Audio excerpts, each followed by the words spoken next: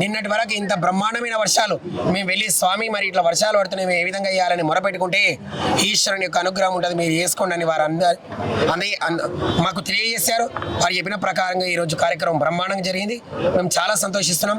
కార్యక్రమం చేసిన భక్తులకు, మీడియా మిత్రులకు, పోలీస్ బృందానికి ప్రతి ఒక్కరికి కూడా పేరు పేరున ధన్యవాదాలు తెలియజేస్తున్నాం. సంతోషం. వాస్తవానికి చూసినట్టయితే ఒక చక్కటి కార్యక్రమం. సో హైదరాబాద్లో పాసెస్ కావాలి, అలాంటి ఇబ్బందితో కూడుకున్నటువంటి అంశం ఉంటుంది. మరి ఇక్కడ ఏర్పాటు చేసిన కార్యక్రమానికి మరి ఎంతమంది భక్తులు వచ్చారో మరి ఏ విధంగా అనిపించింది?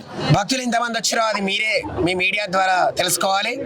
అందరికీ ఫలాలు ఇవ్వాలని చెప్పి మాకు భక్తుల కన్నా భక్తులు ఏ కార్యక్రమం చేసినా మా ప్రాంతంలో వేల సంఖ్యలో అటెండ్ అవుతారు. అది మా పూర్వజన్మ కృతం.